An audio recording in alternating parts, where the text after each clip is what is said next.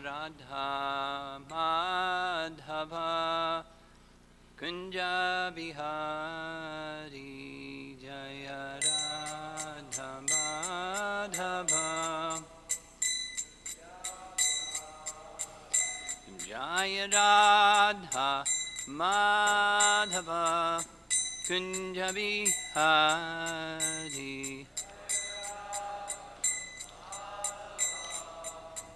Kunja Bihari Gopijana Balabha Girivardhari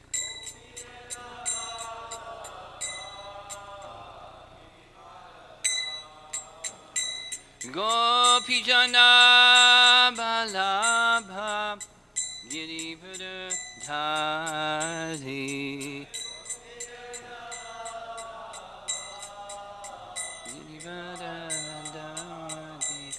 Jasodanandana Braja Janaranjana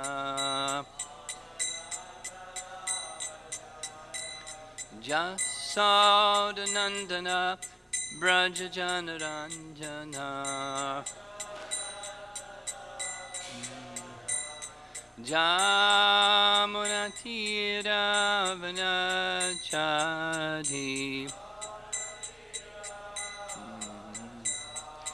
Jamunatira Vanachadi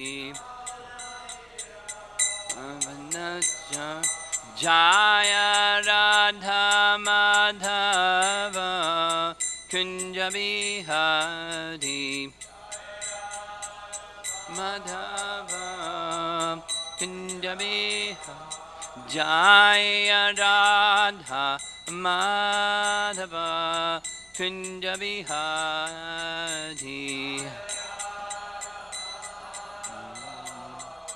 Kunja Bihari Gopijana Balabha Girivardhari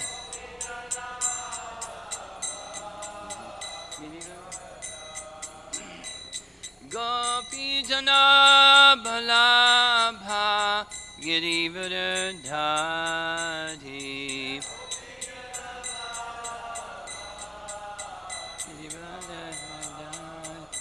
Jasodanandana Braja Janaranjana Jasodanandana Braja Janaranjana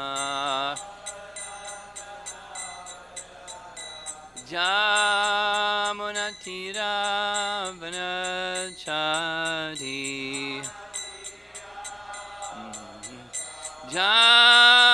Jamunatira Vanachadi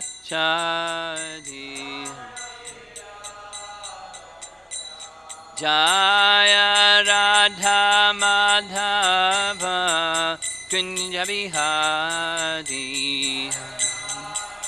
Madhava Kunja Bihari Jaya Radha Madhava Kunja Bihari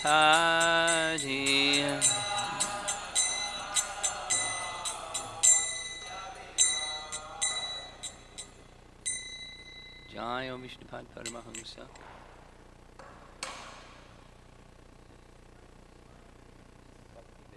Swami Shri Prabhupada Ki Ananta Koti Vaishnavrinda Ki Grantaraj Srimad Bhagavatam Ki Gaur Premanandi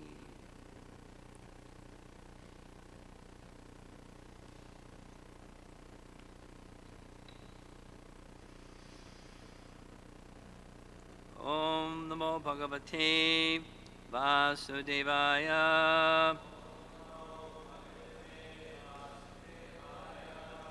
Om Namo Bhagavate Vasudevaya Om Namo Bhagavate Vasudevaya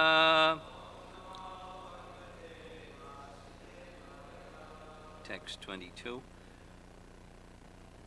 Canto 7, Chapter 7 Ashta Prakritaya proktas Traya eva hi tadguna Vikara shodashacharyai Puman eka samanvayat Ashta prakritaya proktas Traya eva hi tadgunaha Vikara shodashacharyai Pumaneka samanvayat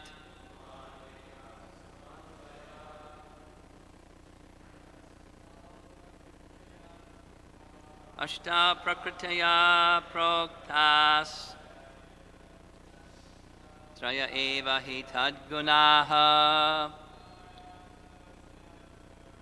Vikara shodashacharyai Pumaneka samanvayat Ashta prakritaya proktas Traya eva hi tadgunaha Vikara shodashacharyai Puman eka samanvayat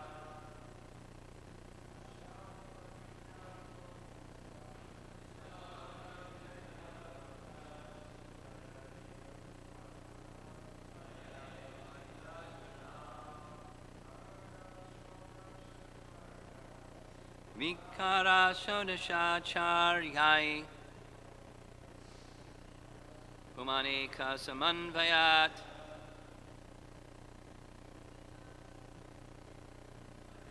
Ashta prakritaya proktas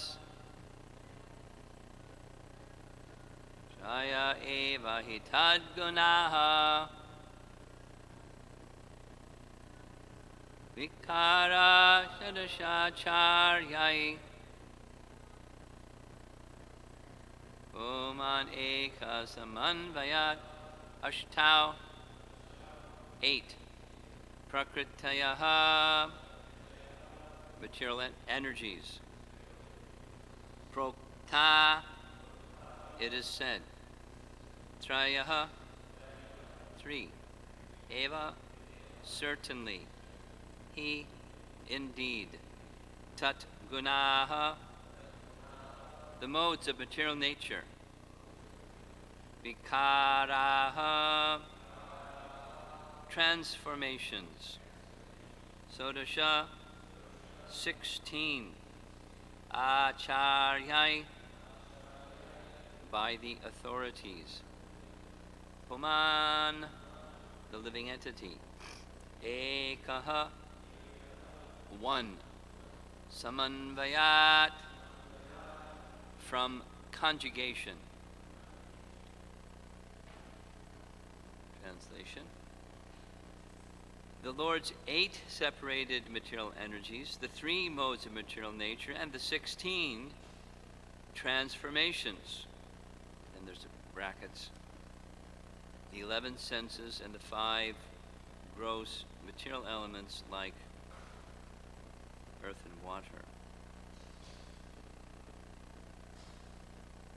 Within all these, the one spirit soul exists as the observer. Therefore, all the great acharyas have concluded that the individual soul is conditioned by these material elements. Purport by Srila Prabhupada. As explained in the previous verse, text 21. Kshetreshu deheshu tatatma yogair adhyatma vid brahmagatim labheta. Translation. A spiritually advanced person can understand how the spiritual particle exists within the body. And thus, by cultivating spiritual knowledge, he can attain perfection in spiritual life. The intelligent person who is expert in finding the self within the body must understand the 8 external energies which are listed in Bhagavad Gita 7.4. Bhumirpanalo vayu kamano bodhireva cha ahankara ityame bhina prakritir ashtada.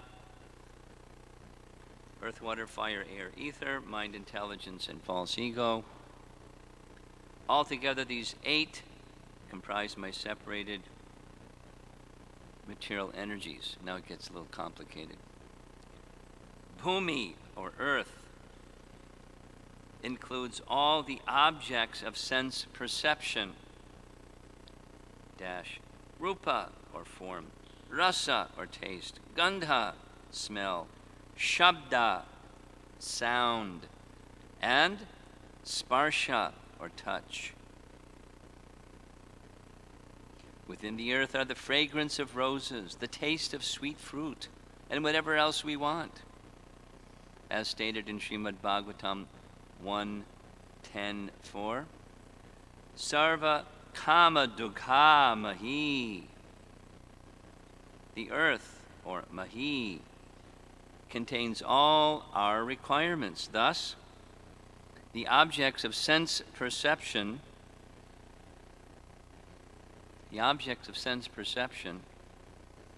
are all present in Bhumi, or the earth. The gross material elements and subtle material elements, mind, intelligence, and ahankara, false ego, constitute the total material energy. Paragraph. Within the total material energy are the 3 material modes or qualities.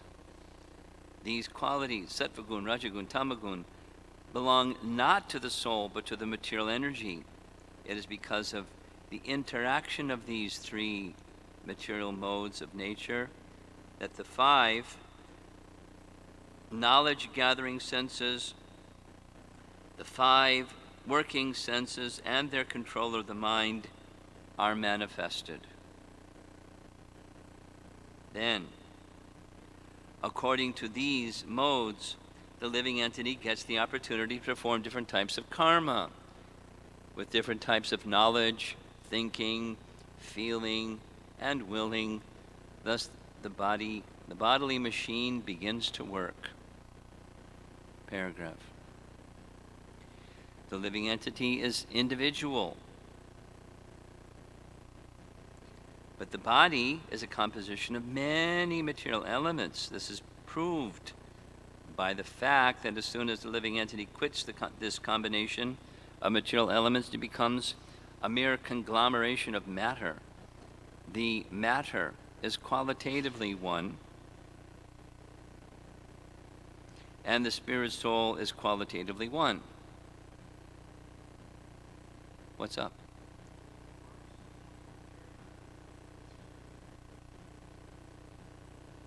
Oh. My eyes skipped that short paragraph, so we'll go back.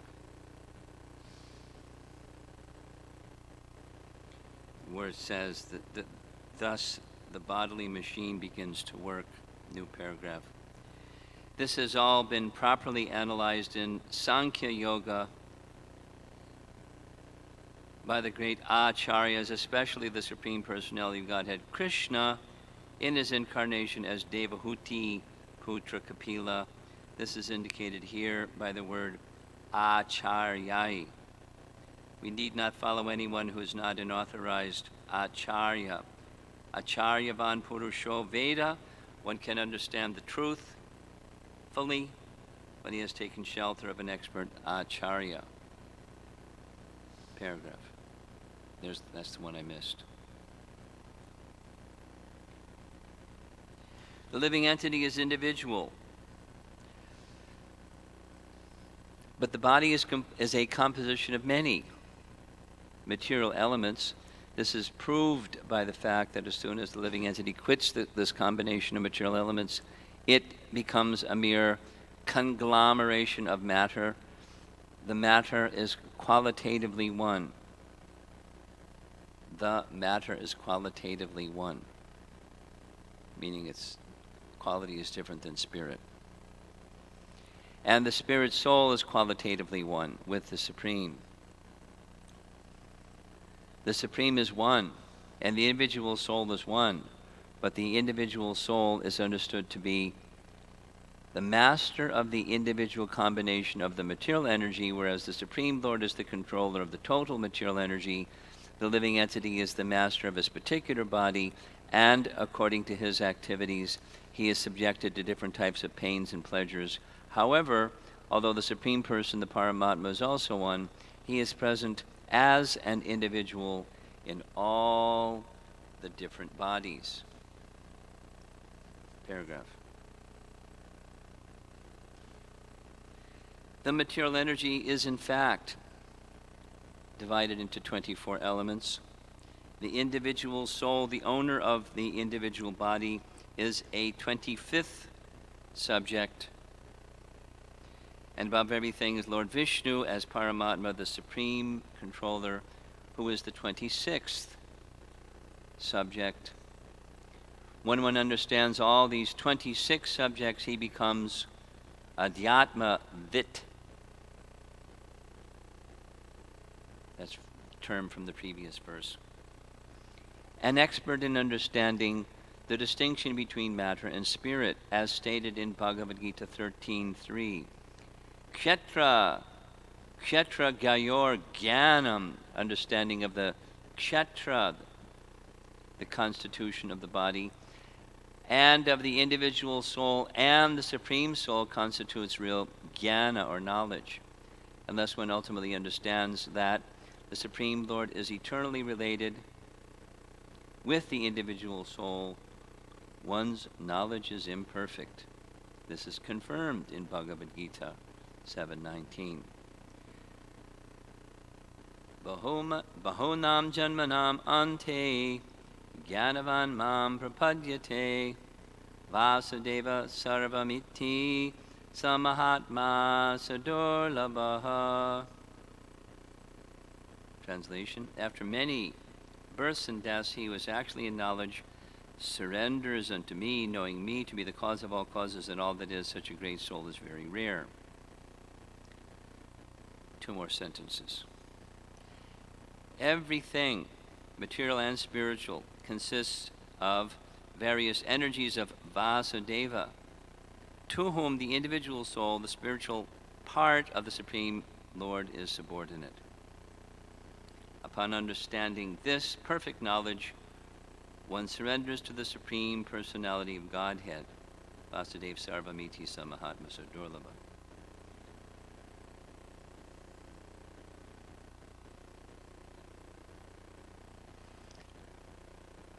Sankhya philosophy. It's in Bhagavad Gita, it's in 3rd canto, here it is in the 7th canto. Transcendental knowledge is a foundation for transcendence. And, the reverse. Without transcendental knowledge, there's no question of transcendence.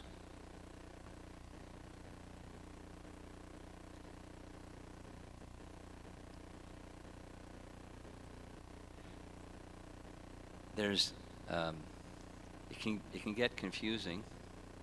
We've easily understood how it can get confusing in terms of these numbers, like starts with 8, then it goes to 16, then it goes to 3, then it's mixing, and you can get confused easily. There's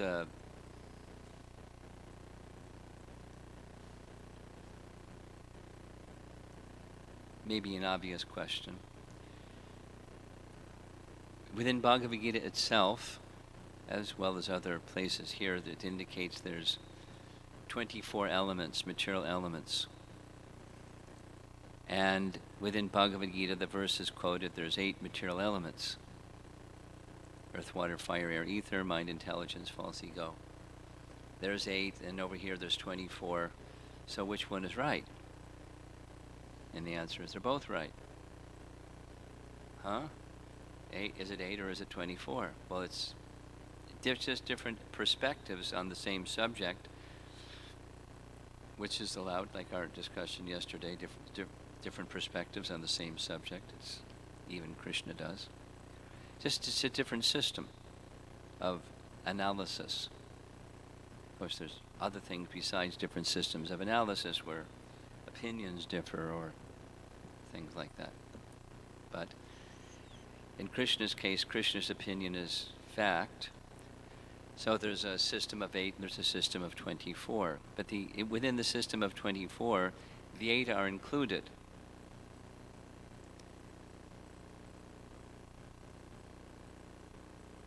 Let's just go slowly.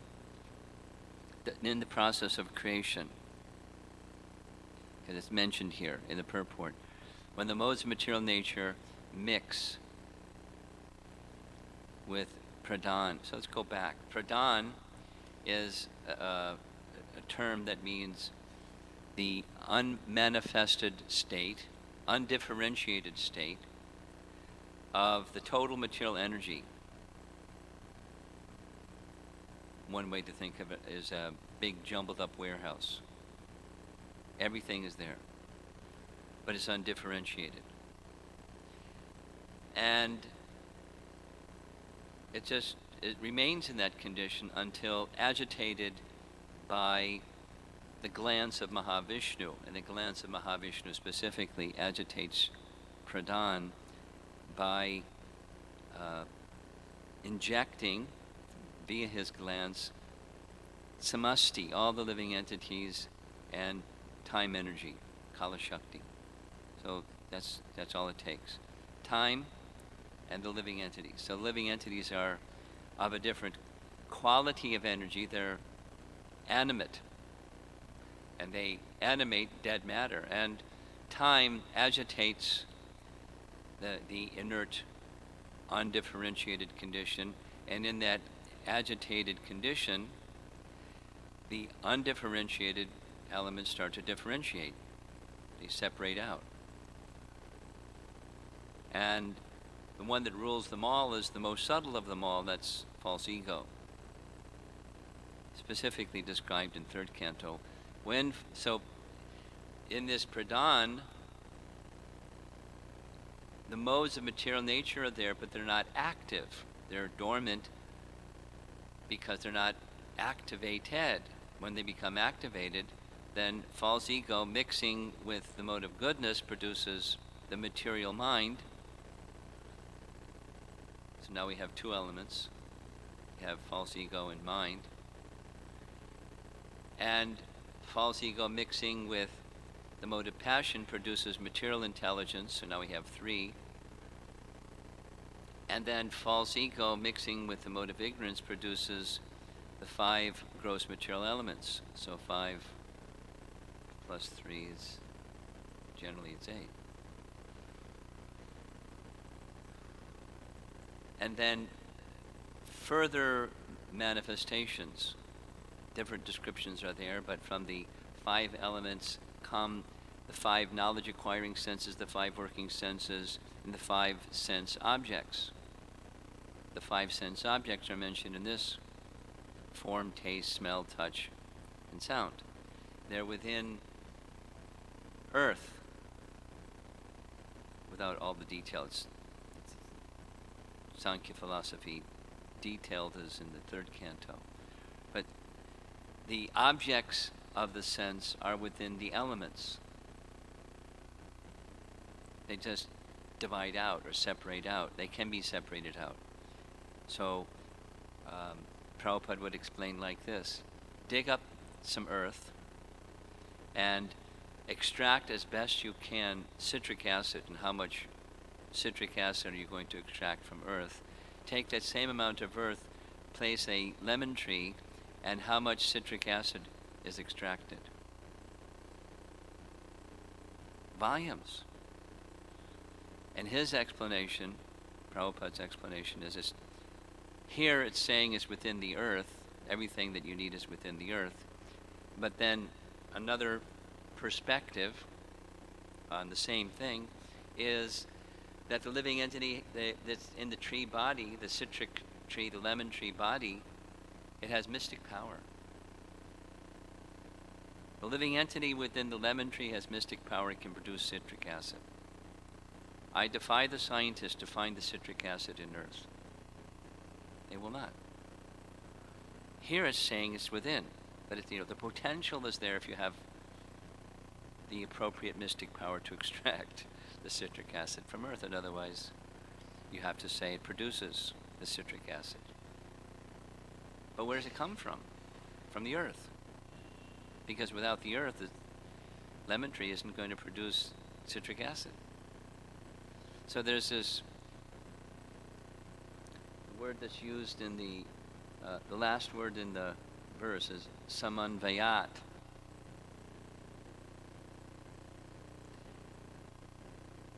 Samanvayat means from conjugation. This meets that. Living entity with the body of a lemon tree meets earth. And samanvayat comes citric acid. You get the idea. And all of these, you add those up. So there's 15, 20. So the 5 gross material elements, 5 working senses, 5 knowledge acquiring senses, 5 objects of the senses. 4 times 5 is 20. And then mind, intelligence, and false ego, that's 23. And then there's number 24, which isn't identified here, but it's in the Sankhya system, and it's in chapter 13, Bhagavad Gita. Chaita is the term that's used. Sometimes it's translated as Mahatattva. Sometimes it's translated as contaminated consciousness. I don't know exactly the connection between Mahatattva and contaminated consciousness. It's clear that the living entity is conscious and consciousness, but consciousness becomes contaminated. In any case, 24 elements we're hearing. Then there's 25 is the soul, 26 is Supreme Soul, Paramatma. So 26 elements, and one who knows these 26 from the previous verse 21 is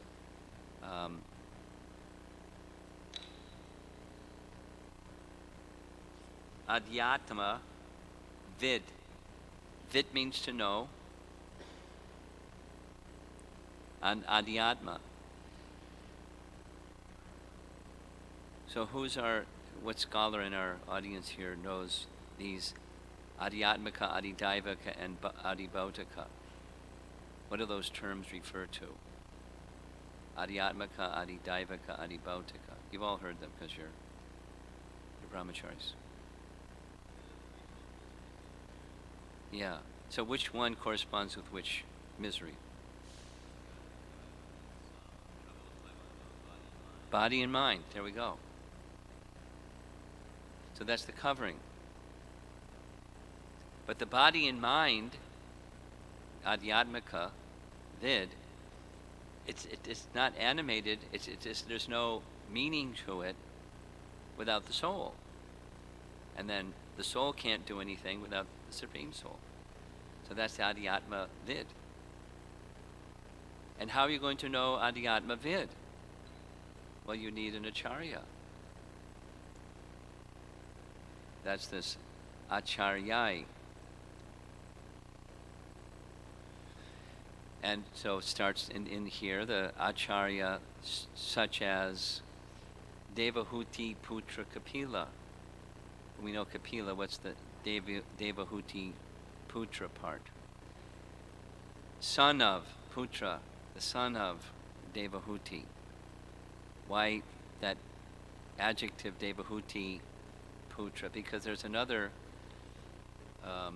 not such a yuga personality, a more contemporary personality that went by the name Kapila, the impostor Kapila, the atheist Kapila, he also taught Sankhya philosophy minus Krishna. What's that? Well, it's not adhyatma vid, not understanding the body and mind, the miseries. It's an he's an atheist, although, and mechanistic science, as Prabhupada is kind of doing what he usually does, the so-called philosophers and scientists, and so those people don't know these things without an acharya. I remember hearing a lecture where Prabhupada was saying, even the most elementary of spiritual knowledge, we require a teacher. Like, what child, unless you're Shukadeva Goswami, what child is born with knowledge of the soul? Nobody. Even to know ABC, we require teacher and teachings. But supposing one doesn't have a teacher and teachings, but they're frustrated with material existence. And that's kind of the spirit of their spirituality. They don't buy into the material program, so they want spirituality. But they don't have a teacher. They don't have an acharya specifically. Where they're not going to end up as adhyatma vid. They'll understand the misery of material existence and make, in various ways, efforts to negate it. But the positive spiritual happiness, the soul, and the soul's happiness in loving relationship with the Supreme Soul, it's unfortunate, but they won't come to know of that.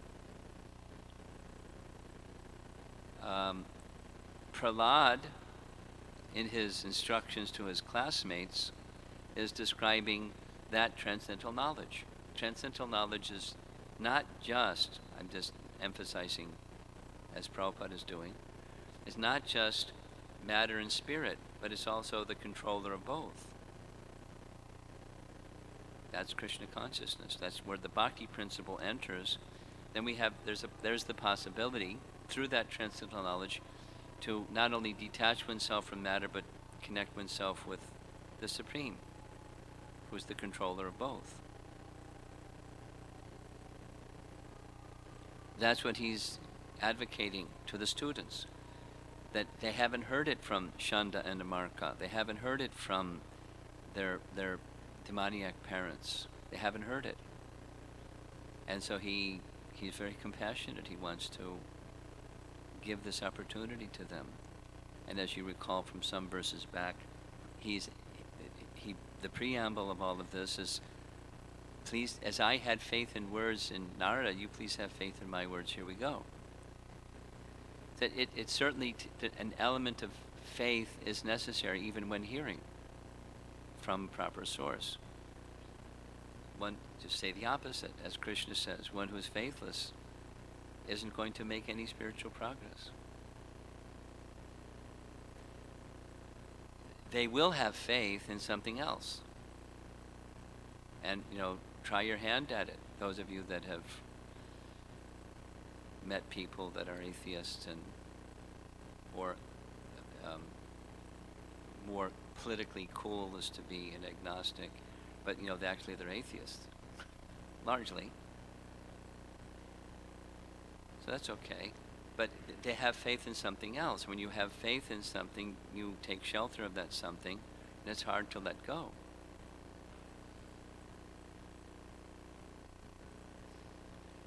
These boys that are schoolmates of Prahlad, they're a little innocent, although they're sons of demons, because they become very enlivened by this message, and they take to the process of bhakti, and they start having Sankirtan, and when Sanda and Marka walk in, it's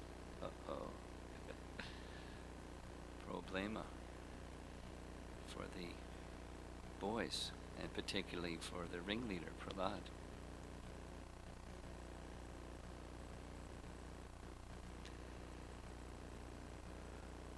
But that's our service. It's our challenge. It's also our service, just as that wonderful prayer to Krishna that Prabhupada wrote. How are these people going to understand the message of Shuddha Sattva when they're so absorbed in Rajas and Tamas? The modes of nature have a tight grip on people. How are they going to understand? But with faith in the instruction of a spiritual master to do so, and faith in the instruction of the teachings of Srimad Bhagavatam, how to administer this bhavaushadha, the medicine for the soul, he went forward, just with faith in that principle. Order of spiritual master, teachings of Srimad Bhagavatam.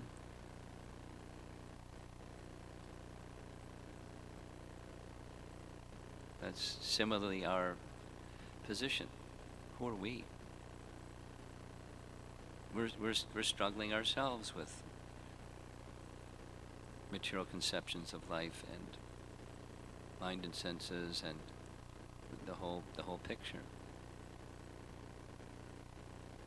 But it's possible by this descending mercy process to become adhyatmavid and move to the transcendental position and share that with others also on the way. I'll end with that. See if there's any comments or questions here this morning.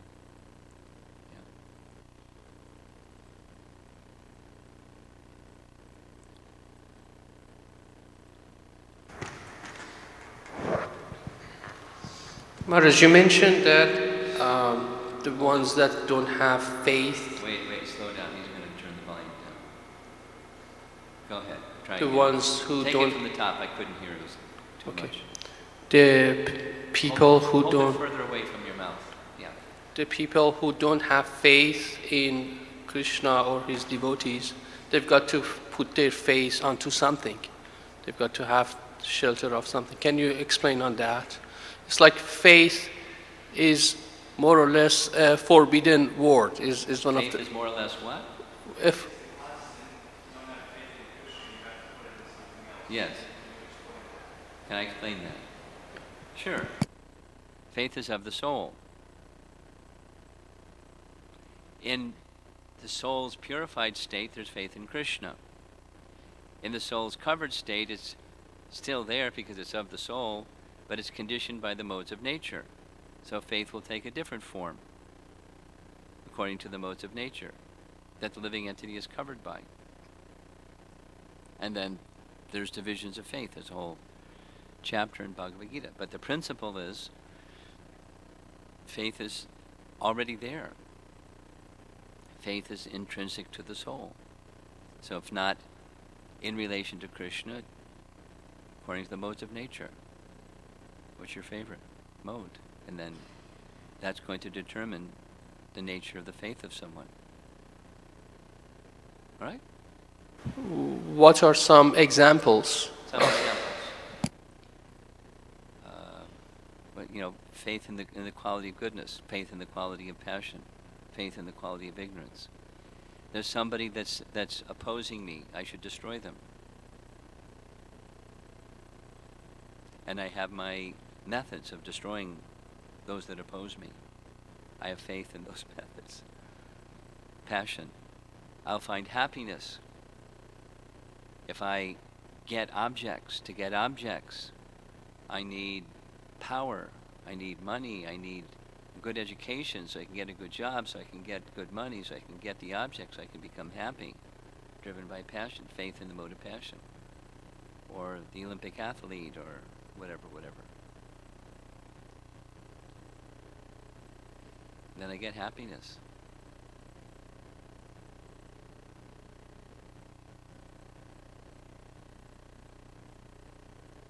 Yes.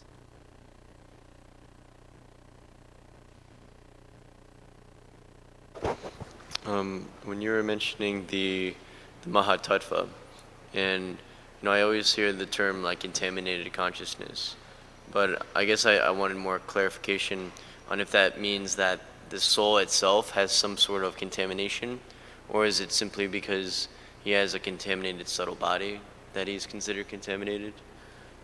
Well, you're looking for clarification on the term contaminated consciousness? Yeah, because I was under the impression that consciousness itself was always pure, even though Yes. I'll do my best. It's not easy subject. We have consistently heard from Srila Prabhupada, the soul is both conscious and consciousness. So in the soul's original state, the soul is pure. The soul doesn't mix with matter. But through the agency of false ego, the soul identifies with matter. The soul is always transcendental, but, to say it again, through the agency of false ego, we identify with matter, and that's how we become conditioned by matter, although we're not. Paropi, Vyasadev's realization in trance. The living entity is para.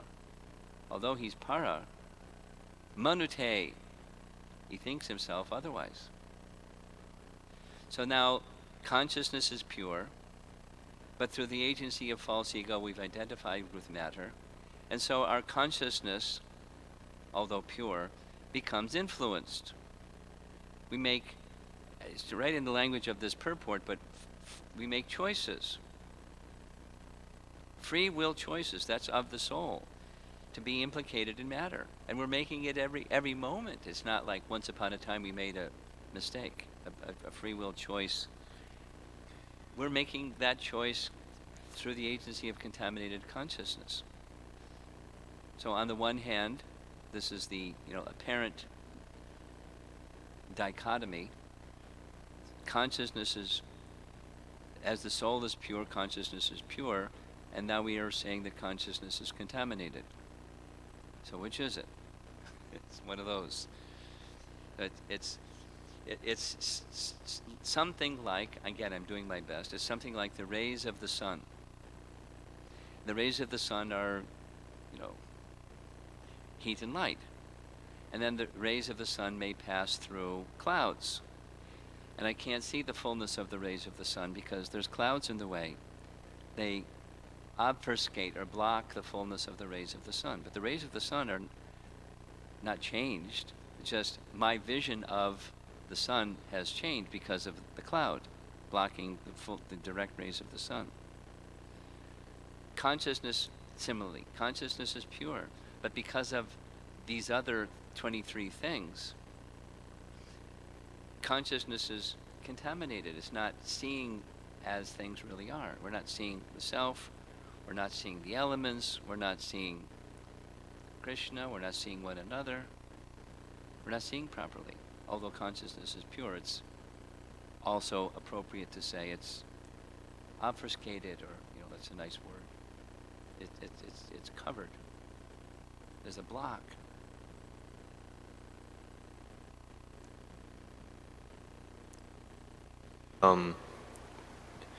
Like it has the potentiality to be pure.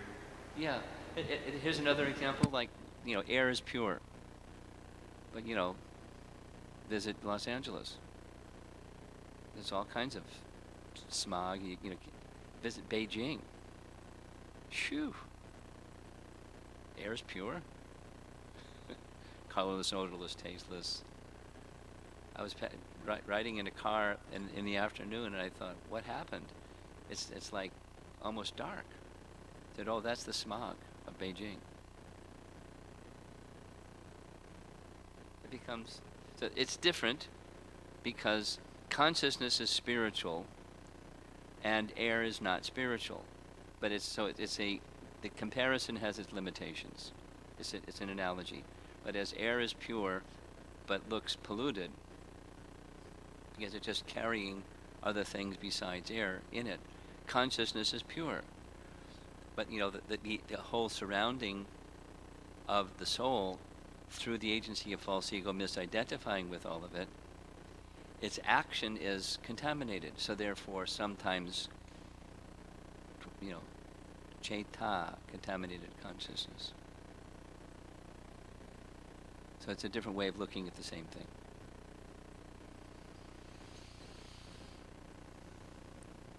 Anything else?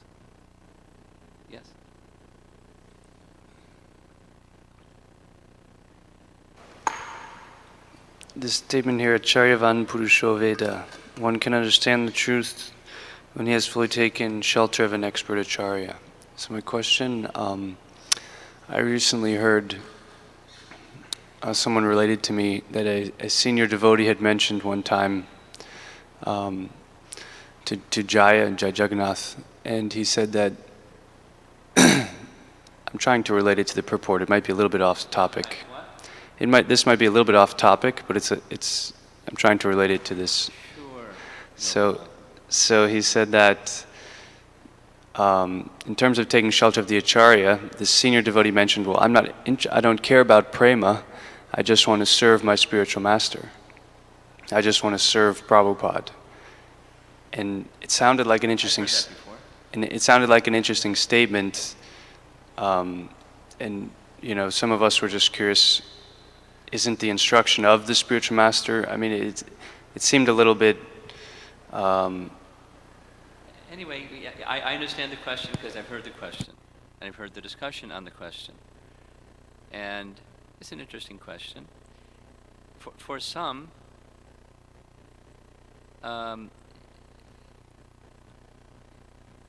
it's immaturity. For some, it's maturity. Can say the same thing. Meaning, I have faith that within the faithful adherence to the instructions of my spiritual master, everything will come, everything is there. Access to everything, including prema, is there. So I don't need to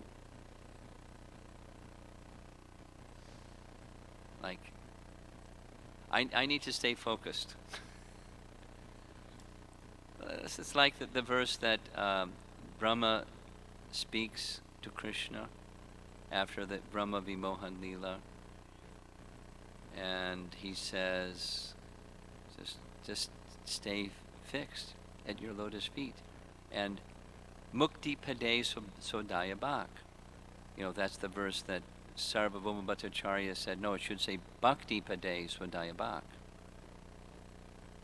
That verse, that's the verse I'm speaking of. So,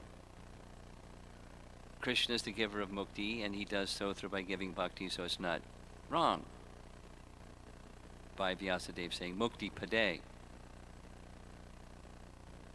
He could have said Bhakti Pade, and that's not wrong either. Similarly, this isn't wrong and that's not wrong.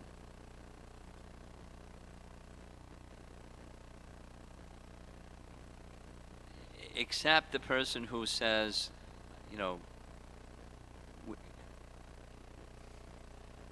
like Rishabh Dev's verse, Mahat Sevam Dvaram Ahor Vimuktes. Same principle. There's a dwaram, there's an entryway. And that entry, dvaram, is Mahat Sevam. Ahor Vimuktes. So what's that mukti? It's, for a Vaishnava, specifically a Gaudiya Vaishnava, it's prema. Mahat Sevam Dwaram Ahor Vimuktes. It's the Bhagavatam's teaching. It's nothing wrong. It's not that person has they have a wrong sentiment. They have the right sentiment. It will follow as one goes further by descending mercy that comes from the Acharya. It'll be bestowed upon one.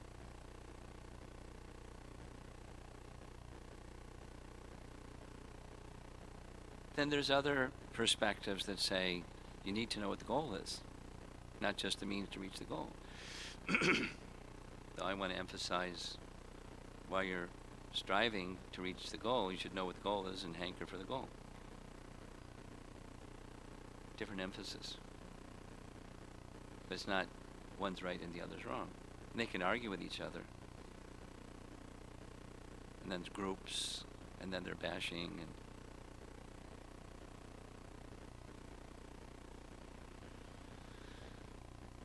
Krunanidhi, how nice to see you. Speak slowly and clearly. Maharaj, in paragraph 4, there is a statement Prabhupada explained that how when one quits his body, that means it is a conglomeration of matter. So I was just thinking about the instance how Lord Chaitanya explained something to Mother Sachi regarding the earth when he was eating something. The Mother Sachi also explained something. So I could not get that clear idea. Can you please explain how is it related that? Can you give the microphone to Nityananda Pran? He's going to relay the question because I couldn't follow it. In the fourth paragraph of the purport, Prabhupada is referring to when the soul leaves the body. There's 4? In the fourth paragraph Yes. of the purport, when the soul leaves the body, Yeah. the body mixes with earth. And then he's saying that there is a conversation between Lord Chaitanya, Nimai, and Mother Sachi on this topic. And he didn't understand that interaction between Mother Sachi and Nimai Pandit. Could you kindly explain? You'd like to hear what the conversation between Nimai and Sachi was? Well, although it's speaking of earth, that's about where the similarity ends, because Nimai, what had happened was Vishvarup, Nimai's elder brother, had taken sannyas. So Mother Sachi, in her mind, she blamed Advaitacharya. Because Vishrup was going to hear his classes, he developed detachment by hearing his classes, so he left. So Jagannath Mishra and Sachi decided, no school for you. So Nimai was not going to school. So instead of going to school, he was sitting on a pile of the discarded clay pots that were used for cooking. And Mother Sachi saw that, and she scolded him, said, this is unclean. That's why we, put them over here, because it's unclean. And then Nimai countered, what's the difference? It's all one. The earth is simply clay pots. If I sit on the earth, you're not upset with me. And the clay pots are nothing but earth. Mother Sachi, it's all one. And she said, where did you hear this philosophy? It's all one. It's all one. Then she explained that earth, when it's shaped in the form of a pot and put in fire, then it can carry water. But the earth can't carry water. So although they're both made of earth elements, one is a pot and the other is the earth. And once we've used it, then we discard it. So that was the discussion. Which is different than when the soul leaves the body, it goes back to its elemental form. That's a different sense. They're both about earth, but that's about it, how they're similar. The soul is the integrating factor to make a body. When the soul leaves, it disintegrates. It goes back to its elemental form.